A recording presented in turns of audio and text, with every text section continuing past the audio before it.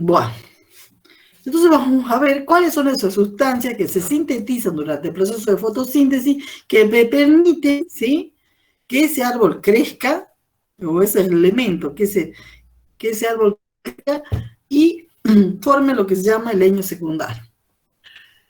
Conocer la estructura y la composición química de la madera determina las propiedades propias de la madera. Por ejemplo, ¿para qué me sirve a mí conocer la estructura química? Bueno, para diferenciar especies, predecir usos adecuados, si tiene mucha lignina, si tiene poca lignina, cuanto más gruesas son las paredes, más lignina tengo.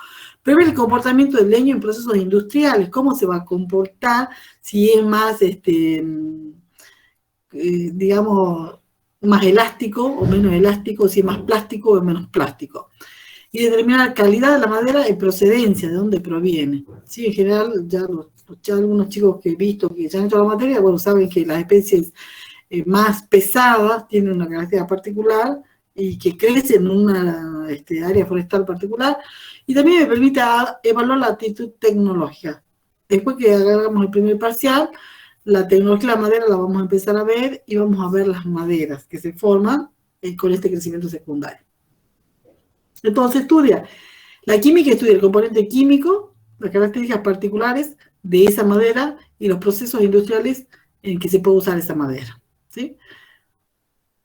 La determinación de qué componente o elemento químico tengo más o menos depende de la parte del árbol que yo esté haciendo un análisis. Por lo tanto, cuando se hacen los análisis químicos, que estos análisis sean normalizados, o sea que yo tengo que seguir una norma para poderlo hacer, tengo que sacar, digamos, muestra tanto de la parte del abajo, ¿sí?, digamos, el cuello de la raíz, como de la parte cercana al punto de copa, como del xilema, como del floema.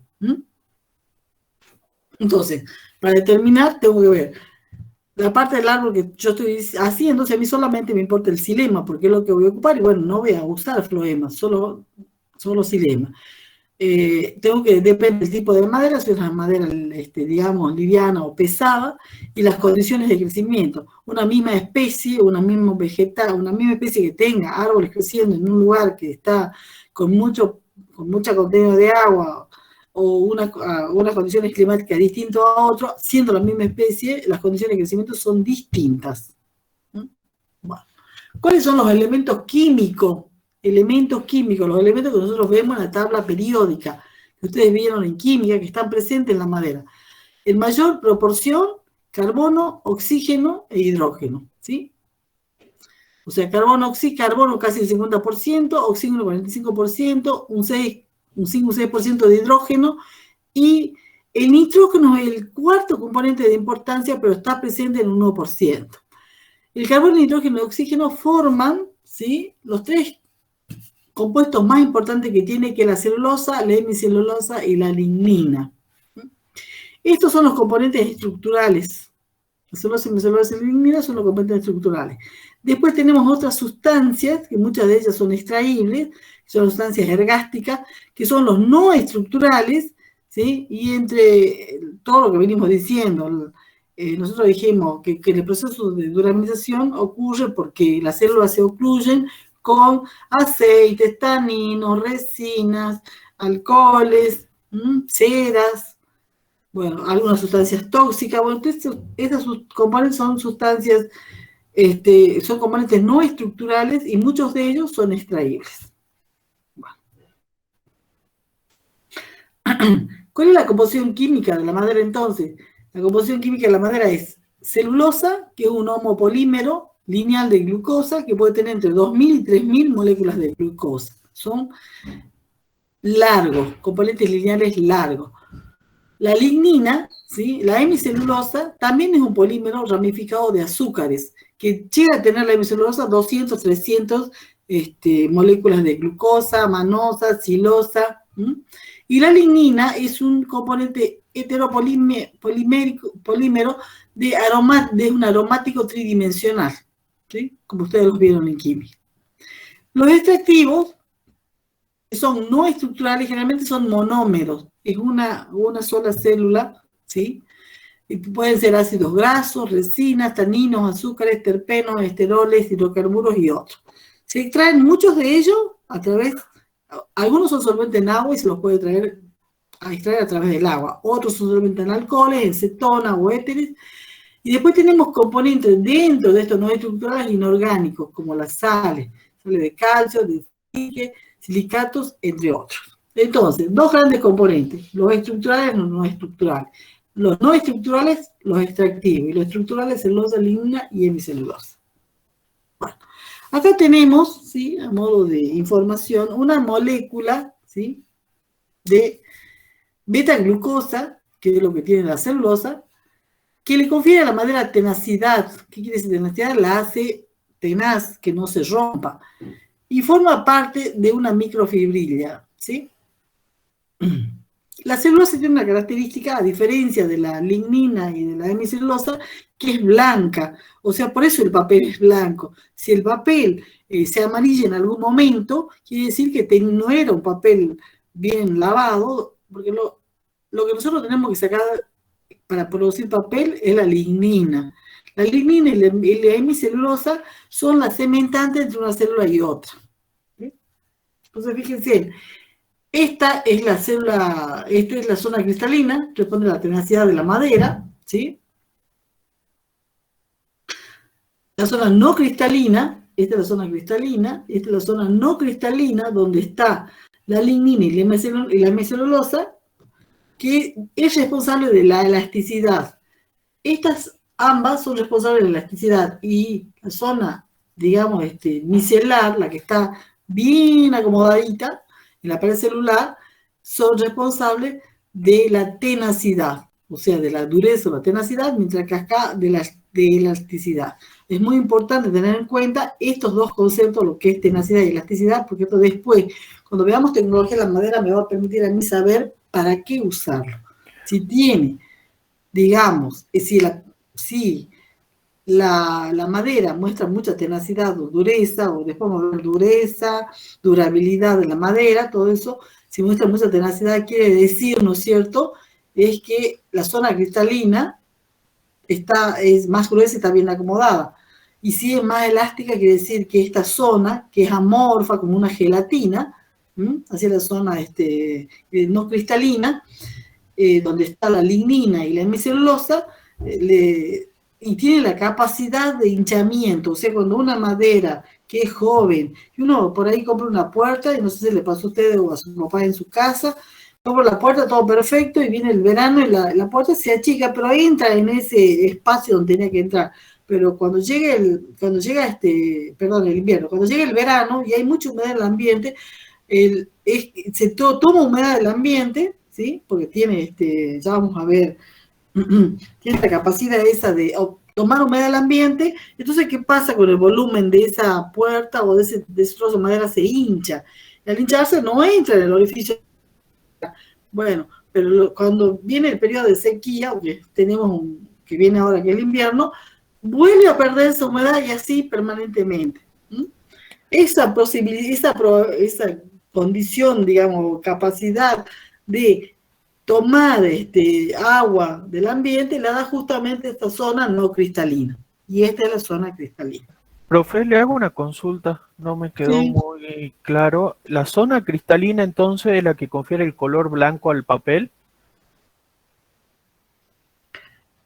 Es la que le da la característica del papel. La zona cristalina, esta, es donde está más la celulosa, y la celulosa está acomodada como microfibrilla, ¿sí? Bien. En esta zona, donde está la hemicelulosa y la lignina, es la zona que nosotros tenemos que, digamos, que une la fibra. Ya lo voy a mostrar acá. Acá. ¿Sí? Acá está la anilla media, la pared primaria, la pared secundaria, el lumen, ¿sí?, de la fibra. Bueno, lo que fíjate cómo están acomodadas las capas de celulosa. Esta es la que eliminamos cuando nosotros sacamos. La celulosa de color blanca. La hemicelulosa de color amarillenta. Y la lignina de color marrón oscuro. La lignina y la hemicelulosa están acá en la parte, digamos, la parte amorfa, ¿sí? Sí. Y esta es la parte que queda en la fibra. Acá está el lumen de la fibra, es la parte que queda de la pared celular y forma un enrejado entre otras fibras y forma el papel. O sea que cuando esta parte, ¿sí?, es la que queda en la pared celular, y nosotros esto lo tenemos que eliminar, se elimina con ácido, ¿sí?, con compuestos químicos. Esta es la parte de la pared, de la fibra que queda en la producción de papel. Por eso el papel tiene que ser blanco, y yo tengo que eliminar la parte amarilla, que es le da la hemicelulosa, y la parte oscura que le da la lignina. ¿Sí? La lignina la tenemos acá. ¿Está? Bien, gracias, profe. Bueno, entonces una parte cristalina, que es eso que veíamos bien acomodadito los tubitos, y una parte no cristalina, que es la parte amorfa, que es esta, que es donde está la hemicelulosa y la lignina. Bien. ¿Cuáles son las propiedades de la celulosa? La celulosa es resistente a la oxidación, ¿sí? Resiste a operaciones de blanqueo. Reguladas eliminan impurezas. Entonces, fíjense ustedes, es resistente a la oxidación. Resiste es resistente a operaciones de blanqueo reguladas, eliminan, con una operación de blanqueo regulada, yo lo que elimino son las impurezas, ¿sí? Por eso es que se elimina toda esa zona amorfa, ¿sí?, no estructurada, se elimina cuando se hace, digamos, la pasta para papel. Es soluble, la celulosa es soluble solo en ácidos, como el ácido sulfúrico y el ácido clorhídrico. Y como recién vimos, un arreglo submicroscópico son haces fibrilares ordenados que dan tenacidad a las moléculas desordenadas no cristalinas. Y dan elasticidad y capacidad de hinchamiento las cristalinas. Las moléculas desordenadas no cristalinas, elasticidad y capacidad de hinchamiento. Mientras que las moléculas, toda la parte de celulosa ordenada, le da tenacidad a la célula. ¿Está? Eso es importante después cuando veamos tecnología de la madera. Bien. Otro componente de importancia es la hemicelulosa. Dijimos nosotros que mientras la celulosa era de cadenas muy largas de beta-glucosa, la hemicelulosa dijimos que tiene celulosa, manosa, silosa, muchas otras azúcares que van hacia todas las partes, son, digamos, los azúcares son los compuestos orgánicos que se generan en la fotosíntesis, ¿sí? Bueno, entonces, esta hemicelulosa, que también es un polímero corto, que puede llegar a tener 200 hasta 300 moléculas, que junto con la lignina forman la matriz donde se incrustan las microfibrillas, es de color blanca amarillenta la celulosa. Esa es la diferencia. Blanca, la celulosa, blanca amarillenta y marrón oscuro. La diferencia entre la celulosa y la hemicelulosa es que la celulosa es de color blanca, mientras acá dijimos amarillenta. Y fibrosa y cristalina, no fibrosa, no cristalina, amorfa. Recuerden que era la partecita como unas dendritas al final de la molécula. Alto grado de polimerización, puede llegar a tener hasta 3.000 largas cadenas de glucosa, puede llegar hasta 3.000 moléculas de glucosa. Polímeros de cadenas cortas tienen 200 hasta 300. La celulosa es insoluble en agua y solventes orgánicos, mientras que la hemicelulosa es dispersable por el agua. Insoluble en álcalis, soluble en soda cáustica diluida. Y esto es porque hay un tipo de pasta para el papel que se hace a partir de la soda cáustica. Bueno, entonces, dijimos que había 3 componentes estructurales que formaban parte, ¿sí?, de esa pared celular, de la fibra, básicamente la fibra, porque es, digamos, hay una industria muy importante que es la del papel. También es importante después, según el uso que yo le voy a dar, ¿sí? Bien. Bueno, y el tercer componente era la lignina, que dijimos que era un aromático, ¿sí? Era un aromático. Ligno significa leño, ¿sí?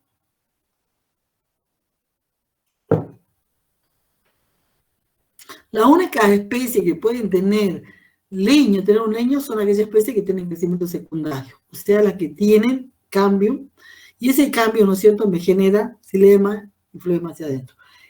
Esta lignina, ¿dónde está? En la pared celular. ¿Qué hace la lignina?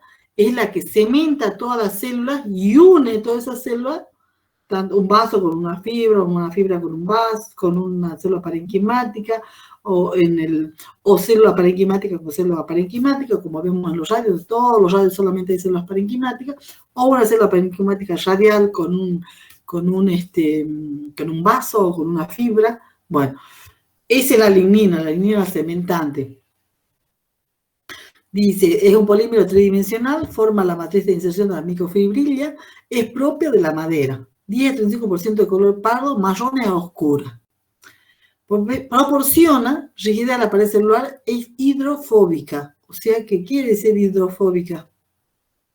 Que no le guste el agua. Y su dureza hace repeler insectos y otras plagas. Coloración parda marrón a oscura. Bueno, no lo puedo mostrar ahora porque lo tengo en la cátedra. Acá nuevamente, celulosa, dijimos estructural, hemicelulosa estructural, lignina estructural, látex y resina, que son lo que más son sustancias no estructurales, que son las que más se usan en la madera, son los no estructurales.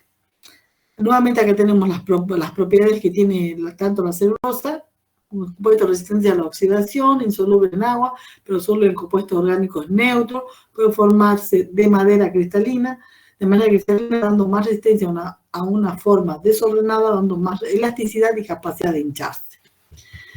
Estructural es un componente no fibroso, la hemicelulosa, no cristalino, y son solubles en agua.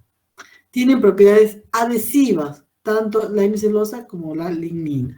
La lignina, sobre todo, es la que le da la capacidad de protección a la pared celular. Es estructural también, se da en mayor capacidad de oxidación y condensación, proporciona rigidez a la pared celular, es hidrofóbica, no le gusta el agua, a la hemicelulosa le gusta, y su dureza ayuda a repeler ciertas plagas e insectos. El látex es una exudación de protección, presenta gran variedad de elasticidad y firmeza, también es un antibacterial. O sea, hay muchas especies laticíferas y que van hacia la corteza y protegen, ¿sí?, a través de la corteza para que no sea atacado por microorganismos. La resina también no es estructural, tiene una estupenda resistencia química, excelentes propiedades de adhesión, así como buenas características eléctricas y alta resistencia al calor. Bien. Bueno, acá tenemos, fíjense ustedes, celulosa, polímeros de cadenas largas, acá la hemicelulosa, polímero de cadenas cortas, pero también ramificadas, recuerden que dijimos ramificadas, y la lignina, ¿no es cierto?, es un aromático. Entonces, esta pared celular, donde nosotros encontramos celulosa, hemicelulosa y lignina, ¿qué función cumple? Proporciona la envoltura celular, le da rigidez, ¿no es cierto?, a la célula, a todas las células vegetales, porque las células animales no tienen pared celular. Al crecer la célula se expande y deforma. Ayuda al pasaje entre células vecinas, ¿sí? Una función es a través de los poros, que nosotros ya vimos, que hay una conexión de célula a célula. Persiste luego de la muerte del vegetal. Quiere decir, cuando los vasos de conducción, ¿sí?, o a los miembros de vaso mueren, ese espacio queda ahí, todo el lumen muere, pero la pared queda ahí. Y esa pared que queda ahí es lo que hace que le dé espacio a la incrustación de sustancias ergásticas. Esos espacios vacíos que quedan, o esos vasos, los miembros del vaso vacío que quedan, toda esta sustancia ergática rellenan estos vasos y producen la duraminización. O sea, la formación del xilema muerto, que va muriendo. Bueno, esto ya lo vimos, pared primaria, pared secundaria. La pared primaria nace de la célula, es desordenada, fíjense ustedes, ahí está la celulosa. La pared secundaria es una celulosa desordenada, está al lado de la pared, la pared de la hemicelulosa, de la pared secundaria.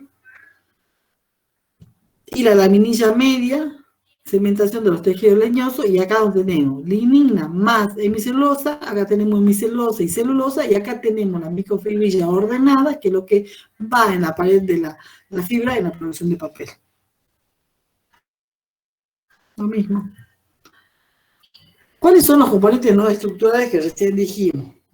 Entonces, fibra solamente tenemos el latifoliado. Ya lo venimos diciendo, ayer lo repetimos otra vez ayer. Y fibrotraqueidas y traqueidas en las coníferas y fibrotraqueidas, tanto en coníferas como en latifoliadas. Algunas latifoliadas tienen fibrotraqueidas.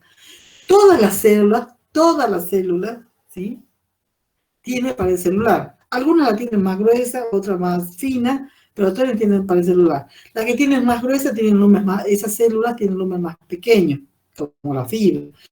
Las que tienen más finas, como la parénquima, tienen un lumen más grueso y cumplen función distinta, ¿sí? Sabemos que la fibra cumple la función de sostén, mientras que las células parénquimáticas cumplen función de conducción, de conducción de sustancias a través del radio, sustancia ergástica, en algunos casos, pero también tienen de almacenamiento.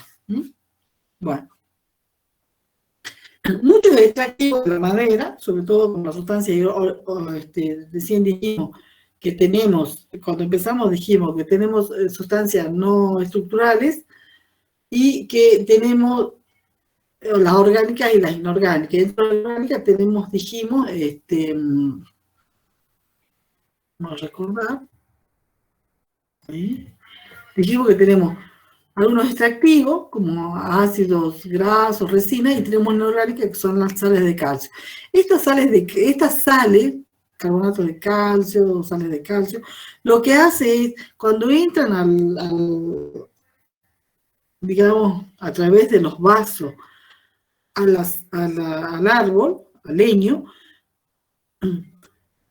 se incrustan en las fibras. Por eso cuando ustedes por ahí dicen, bueno, yo voy a darle un machetazo y voy a ver cómo es la corteza. Y muchas veces uno le da un machetazo y ve unas cositas que brillan. Bueno, son estas sales que están en la fibra, ¿sí? Las aceptan, ingresan a la fibra, estas se aceptan, y una vez aceptadas, le dan más resistencia a la fibra. Bueno. Estos metabolistas utilizados por el vegetal en la fotosíntesis son creaciones generadas para protección y nos sirven para diferenciar maderas. Nosotros sabemos que dónde está, qué sustancia es la que más hay en las gimnospermas. ¿Cuál es el componente que le da ese característico cuando uno va a un... Resina, muy bien, resina, ¿sí? Entonces decimos, las coníferas son resinosas, también decimos eso, ¿no es cierto? Entonces, fíjense ustedes cómo ya a una sustancia que es extraíble, que no es estructural, le da característica a una madera determinada. Estos extractivos pueden ser de tamaño muy pequeño, dijimos que son monómeros.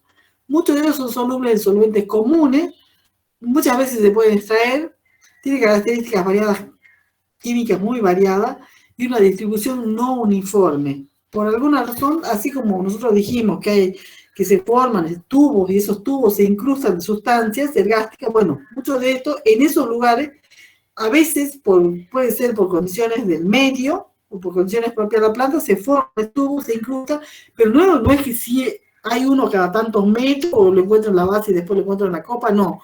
Es no es uniforme la distribución de toda esta sustancia ergástica en el vegetal. Bien. Son de bajo peso molecular, son monómeros.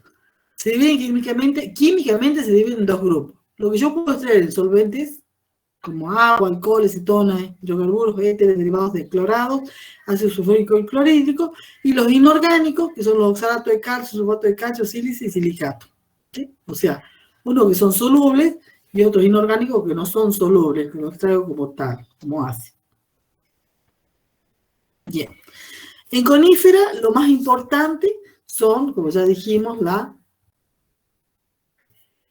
oleoresinas, la colofonía, que son están dentro de lo que es la sustancia resinosa, ¿sí? Son muchos usados tanto en perfumería como en la industria de la pintura y algunas en medicina. La trementina, que sale de la destilación de la resina, es un subproducto, la trementina es un subproducto de la fabricación del papel. La miera es una oleoresina también, bueno, nosotros decimos, ¿ves que son maderas resinosas? Bueno, Por eso extraemos la oleoresina o colofonía, la trementina y la miera, todos oleoresina, ¿sí? La miera como agente sellador. La miera es un corte en el cambio y lo que llora, así como llora el vegetal, lo que va llorando se va recibiendo en digamos, en un depósito y eso va a la venta. Es muy usada todos los extractivos de las coníferas para solventes de pintura y sobre todo hay algunos desinfectantes. Las latifoliadas tenemos, digamos, alcoholes y gomas como característicos, alcoholes, gomas y resina. Los polifenoles nosotros se extraen cuando se produce el carbón, por ejemplo. Poseen propiedades antisépticas contra hongos y bacterias. El látex, la Hevea brasiliensis, por ejemplo, en el caucho. Los polifenoles se los obtienen, usted dice, bueno, ¿cómo lo puedo obtener? A través de la destilación cuando se produce la carbonización, ¿sí? Acá todo ese humo que va saliendo digamos, por la chimenea, o por la boca de encendido, en Brasil todo eso, digamos, que se va evaporando, después todo eso se condensa, se va a un lugar donde toda esa condensación se la obtiene y va a la industria, ¿sí? Va a la industria sobre todo en la pintura. Las gomas, como el tragacanto, o como nosotros tenemos acá una goma, que es la brea, la goma de brea, que también es muy usada. La goma arábica, en las acacias, que son espesantes de alimentos, ¿sí? También dicen, no sé si es la verdad, porque no sé si hay estudios, que la goma brea tiene características muy buenas, igual que la goma arábica. Pero como, bueno, ya la goma arábica ya está estudiada, todo su proceso, todo, y la brea no lo tiene, si no habría plantaciones de brea. Bueno, y los taninos, que ustedes saben que lo tienen los echinopsis, el quebracho colorado, el urundel, cuando tienen su xilema, digamos, su duramen rojizo, es porque tienen tanino. Se lo usa como coagulante, endurecedor y para unir el colágeno de las pieles. El amasado de las pieles, para que las pieles sean más flexibles para la producción de, digamos, de cuero, se usan los taninos. Bueno, dijimos que la madera tiene lignina, extractivos y carbohidratos, entre ellos la celulosa y la hemicelulosa. ¿Sí? Bueno, la celulosa dijimos que tiene moléculas de glucosa, mientras que la hemicelulosa dijimos glucosa, manosa, galactosa y silosa. Bueno, todos azúcares. Y los extractivos dijimos que tenemos terpenos, ácidos resinosos, ácidos grasos, fenoles y después otros insaponificables. Bueno. Para poder hacer un estudio, digamos, de las propiedades químicas de la madera, o saber qué elementos químicos tiene, o en qué porcentaje tiene cada uno de estos componentes químicos, existen normas, que son las normas TAPI. Para lo que es química de madera se usan las normas TAPI. Bueno, una alumna hizo en la cátedra el estudio de Eucalyptus grandi, ¿sí? Vio cuáles eran los componentes que estaban, a qué eran solubles y cuáles eran sus porcentajes con respecto a un lugar que era la colonia Santa Rosa, donde obtuvimos Eucalyptus grandi, muestras de Eucalyptus grandi, y a distintas alturas hemos extraído muestras y hemos estudiado, mezclando esas muestras a distintas alturas, de distintos lugares, cuál es, si tienen solubles en benceno, ¿sí? Solubles en agua caliente, total de extractivo, lignina insoluble, lignina soluble, lignina total, celulosa total, hemicelulosa, y después ceniza, cuánto quedaba ceniza, y solubles en alcohol. Y ella lo comparó en su trabajo de tesis con, por ejemplo, otras especies que sabemos que tienen también un componente importante, que era pino, taeda, cordia y Eucalyptus globulus. Bueno, el Eucalyptus globulus, ustedes saben que es el eucalipto medicinal, que le dicen. No tenía, ¿sí? Digamos, entre los extractivos, un extractivo que sea de importancia como para poder usarlo en alguna industria. Bueno. Dijimos nosotros que en la madera se cumple un proceso de importancia que le da durabilidad a la madera, que es el proceso de duraminización, que venimos hablando, que es, ¿no es cierto?, la oclusión de todas las células que van muriendo en el xilema. Bueno, cuando no ocurre este proceso en algunas especies de rápido crecimiento, como son el eucaliptus, que es buenísimo por el eucalipto para papel, o en las pinos, que ocurre tarde, después de los 10 años, cuando no ocurre yo puedo darle durabilidad a esa madera. ¿Cómo hago para darle durabilidad? Impregnándola, ¿sí? Como no, ella por sí sola no es capaz no tiene, digamos, sustancias para impregnar su madera, lo que yo puedo hacer es impregnarla yo. Bueno. Entonces hay otros procesos industriales, el secado de la madera, ¿sí?, que vamos a ver también un poquito ahora, la impregnación, la fabricación de pasta de papel, la fabricación de tablero, que surge como un, digamos, con todos los desechos, tableros de fibras o tableros digamos, de chip. ¿Sí? Los tableros de chip, no sé si ustedes recuerdan, cuando antes había mucho ciber, había unas divisiones entre una y otra máquina, así, de pedazos de madera grande, son tableros de chip. Y los tableros de fibra es como el fibro fácil, ¿sí?, que en algún momento nosotros lo importábamos de Chile. Bueno, ese es un tablero de fibra. Y el otro es un tablero, para que sepan que hay dos tipos.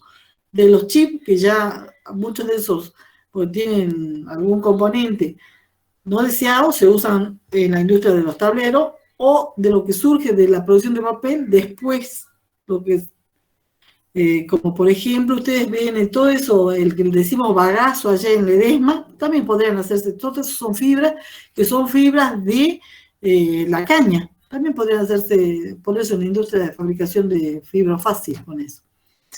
Después de la destilación de la madera, son los que se obtienen todos los extractivos, bueno, y otros procesos que no vamos a ver ahora. Bien. Entonces, ¿qué es la impregnación o preservación de la madera? Preservar la madera es aplicarle algún componente que la hace más durable, ¿sí? Son técnicas que se aplican sustancias protectoras para evitar ataques por agentes destructores. ¿Y para qué voy a aplicar o para qué voy a gastar en comprar un preservante? ¿Cuál es la ventaja? Bueno, prolongar la vida útil, ¿sí?, de ese bien maderable que yo quiero.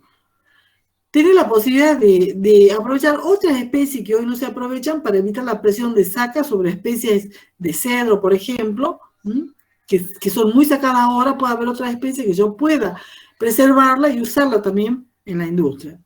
Y hacer un aprovechamiento más racional del bosque, entonces, porque no solamente voy a sacar aquellas especies de color rosado que le gusta a la gente, o de color rojizo, o antes de color marrón oscuro, como el nogal, sino que voy a tratar de aprovechar otras especies que están presentes hoy y no tienen su madera preservada, preservándolas, impregnándolas con algún componente químico. Vamos a ver.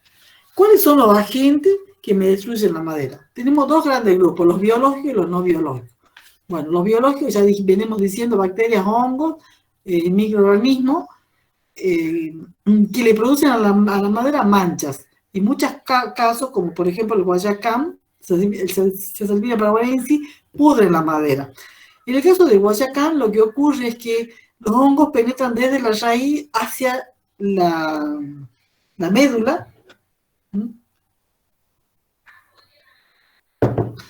y la médula siempre queda en la médula. Ustedes ven que es como, dice Tortorelli, como la cabeza de un alfiler, dice que puede llegar a ser la médula. Bueno, esta médula quedan sustancias nutricias, entonces ¿qué hace el hongo? Penetra por la raíz, entra en la médula y desde la médula empieza a comer el leño, ¿sí? Empieza a atacar el leño. Entonces, por ejemplo, uno ve un guayacán lindo en el monte, lindo, y después lo corta y está todo podrido adentro, todo atacado por hongo. Otros que también producen, digamos, huecos son las aves, los insectos xilófagos que producen canales dentro de la madera y opositan. Y después tenemos los perforadores marinos, que aquellas maderas que se usaban mucho antes, hoy ya no tanto, en los puertos, eran atacadas por los perforadores marinos. Y bueno, y los no biológicos, de hecho, el calor, ¿sí? Destruye la madera, la humedad, agentes químicos, esfuerzos mecánicos, desgaste y envejecimiento. El calor, ¿por qué? Porque es por los incendios que nosotros producimos, básicamente el hombre. Bien. Acá tenemos, por ejemplo, la producción blanca, ¿sí? Que eso se da con los gusanos marinos. El ataque de insectos, acá, no sé bien, pero todo atacado por termitas. Nosotros en la cátedra tenemos atacados por termitas. Este preservante con el que yo voy a usar para que mi mesa, mi silla dure más tiempo, tiene que tener unas características. Primero, toxicidad, ser tóxico para los agentes que yo quiero preservar, o sea, para el hongo, para las bacterias, para los insectos. Que tenga permanencia, que después no, porque haya mucho calor, se salga este preservante de la madera. No tienen que ser corrosivos, tienen que ser de fácil aplicación, ¿sí? O sea que yo haciendo, usando la presión puedo aplicarlo, o si no, un simple rodillo o un pincel. No fitotóxicos, que no ataquen no maten las aves, que sea penetrable, que sea inocuo, o sea, que no vaya alguien, toque el árbol, o la madera, perdón, toque la madera y se, digamos, se produzca algún problema. Que no sea combustible. Por ejemplo, hace muchos años se usó la creosota para los postes de luz. ¿Se recuerdan ustedes que era un color oscuro, un verde bien oscuro? Bueno, era la creosota que usaban mucho. Y la creosota es combustible y aparte se descubrió que es cancerígena. Permitir acabado, o sea que yo después lo pueda hacer una buena lijada. Y sean, sobre todo, baratos y accesibles económicamente. Esas son las características con que debe cumplir, por lo menos, un preservante. ¿Qué voy a hacer yo para preservar? Si yo quiero preservar un poste, yo voy a usar, supóngase, muchos eucaliptos se usan como poste, ¿sí?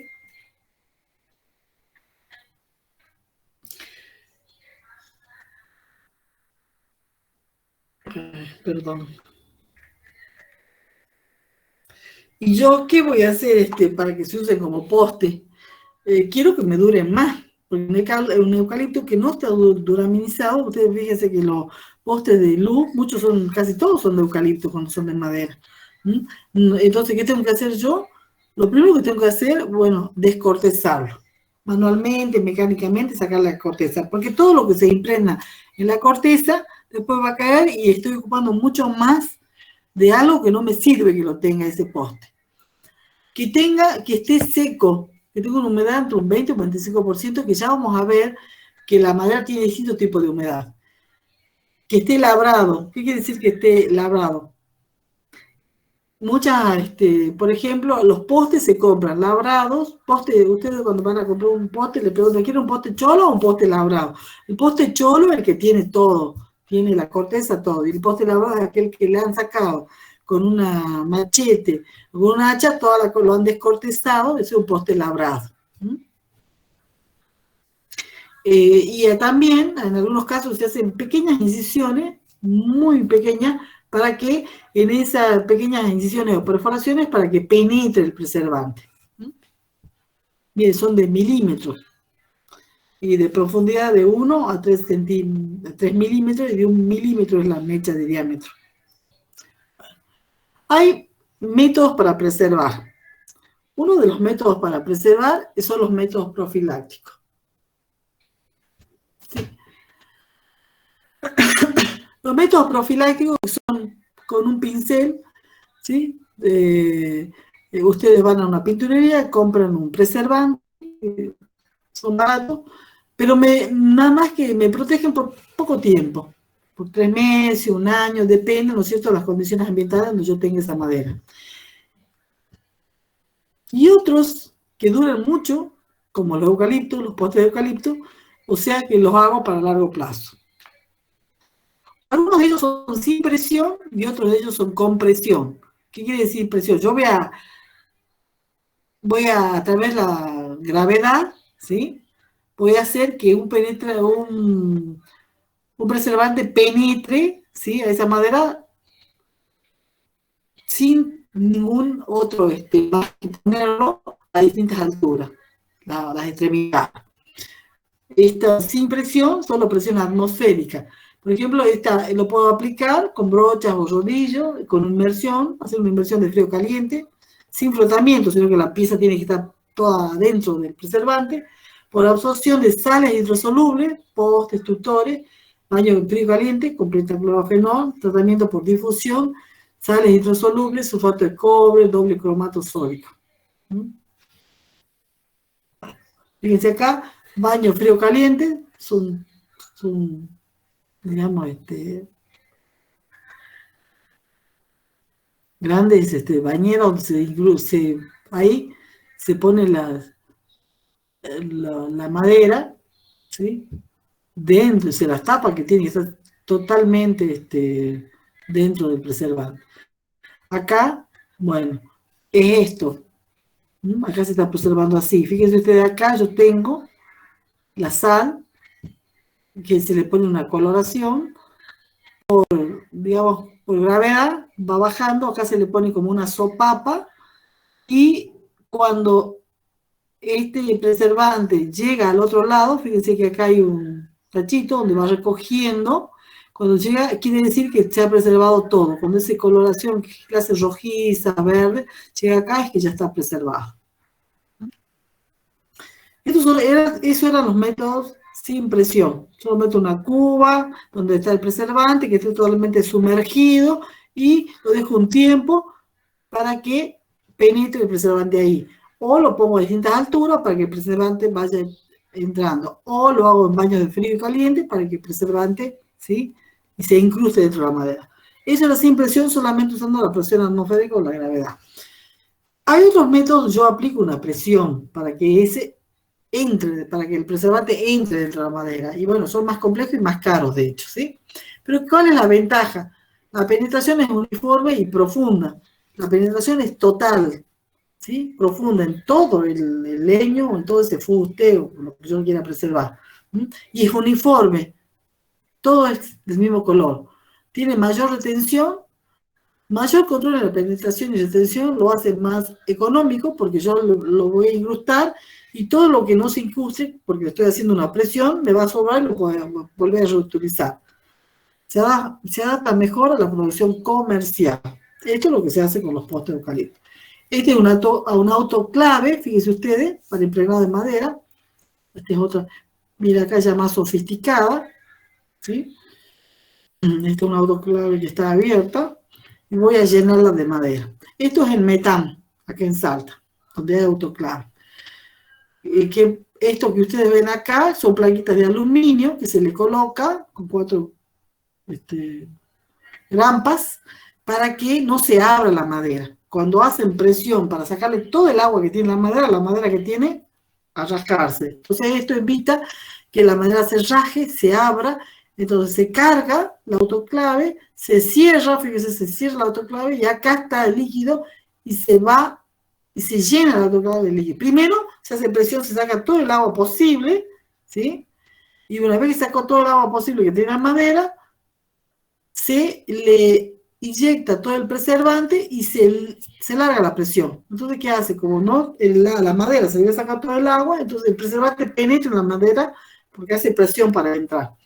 Uno se la deja un tiempo y después todo lo que sobró se recoge. Fíjense, acá está, se recoge todo lo que sobró, se saca todo lo que se preservó. Esta empresa que está en Los Duraznos, antes de llegar al Metán, preserva postes de eucaliptus y también cualquier otra madera que le lleven un volumen que entre en una autoclave que ellos tienen, también se la preservan. Y ellos lo preservan también, algunas maderas, porque ya están empezando a hacer alguna abertura. Y sobre todo también hacen cabañas con troncos de eucalipto. Ese es, digamos, lo que ellos comercializan. Los postes para cableado y los troncos de eucalipto y hacen la cabaña. Ahora están preservando tablones para hacer aberturas. Profe, sí. ¿Los químicos que se utilizan y sobran se reutilizan? Sí, Ah, sí, bueno. Bueno, es otro utilizar. ¿Sí? Fíjense que está, mirando otra autoclave, acá está preservando madera y con esto están construyendo abertura. Ahí tienen ya madera preservada, ¿sí? Y acá tiene la construcción, tiene un aserradero y construyen ventanas, es lo que están empezando a construir. Bueno, hice una compresión y necesito una autoclave y necesito electricidad y todo lo que conlleva porque es algo ya acá. ¿Cuáles son los pasos para el proceso de secado o de impregnación? Primero, tengo que tener la madera seca. ¿Sí? El material leñoso no tiene que tener más de un 30% de humedad. Es preferible entre un 20 y un 25%. Entonces, ¿qué hago con la autoclave? Lo primero, cargo la autoclave, hago un vacío de 200 milímetros de presión, saco todo el agua que tenga ahí, inundo la autoclave con preservante, ¿sí? Aplico esa presión. ¿Qué pasa? Penetra el preservante en la madera, extraigo a través de un vacío toda la solución sobrante, y hago un vacío final eliminando el excedente de preservante y extraigo la madera y la pongo a la sombra a secar, ¿sí? Que se seque. Bien. Los preservantes más baratos son las sales. ¿Cómo puedo evaluar si estos son los fines de saber que si yo he preservado, si la madera, cómo puedo saber que se ha preservado o no? Bueno, el autoclave es, bueno, fácil. Yo tengo cuánto ha absorbido. Yo tengo un peso de la madera después de aplicar el tratamiento, o sea, más pesado, tengo un peso antes, ¿sí? Esto se hace, por supuesto, en un laboratorio, son trozos de madera, y tengo un volumen que conozco, ¿sí? Que es el mismo volumen que voy a tener al final. Entonces, este valor que me da acá, el porcentaje, son los kilogramos por metro cubo que ha entrado dentro de la madera, los kilogramos por metro cubo de la madera que se ha preservado, ¿sí? Cuánto ha ingresado de ese preservante en la madera. Bueno, eso me da, dice, a 10 kilogramos de productos activos que ingresó a la madera en una absorción alta. Entre 8 y 10 es una absorción buena, entre 4 y 8 es una absorción mala, y menos de ese 4 es una absorción nula, que no entra casi nada a la madera. Profe, le hago una consulta, ¿y de qué dependería la absorción de la madera? Todas estas maderas que se preservan porque no tienen digamos, su xilema duraminizado, ¿sí? Sí. Y que penetre o no, ¿de qué va a depender? Dime vos, a ver, de que tenga qué. ¿Ya viste anatomía?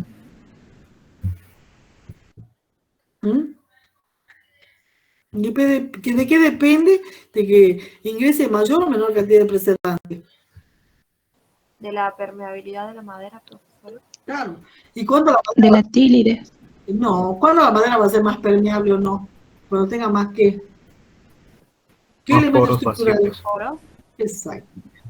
Con madera que es liviana, de hecho los eucaliptos que se usan en este caso son livianos. Entonces, liviano quiere decir que no ocurrió el proceso de duramización. Y cuando yo le saco el agua que tenía, la sustancia, todos los elementos estructurales, el agua que tenía lumen, los vasos, el lumen de los vasos, la parenquimática, ¿sí? De la fibra, todo ese agua que yo he sacado después, ¿qué va a entrar ahí? El preservante, ¿sí? Entonces, las maderas más livianas absorben más preservante que las maderas más pesadas, que tienen el proceso de duramización propio. Bien. Bueno, la penetración o la profundidad que alcanza el preservante, visualizar la sección media de la pieza preservada. Bueno, es la retención de preservante absorbido, kilogramos por metro cubo. Los kilos que entraban por cada metro cubo es de la manera que yo puedo saber cuánto preservante o cuanto más preservante, más durabilidad tiene la madera. Fíjense en esto es en el sur, esto se hace con álamo y eucalipto, ¿sí? Esto es en Santiago del Estero, ¿sí? Que nosotros fuimos a ver. Este es el secado solar de la madera. Acá miren las vías que se están preservando, ¿sí? Bueno, acá son rodrigones, que están preservando, y aquí también es madera. Bien.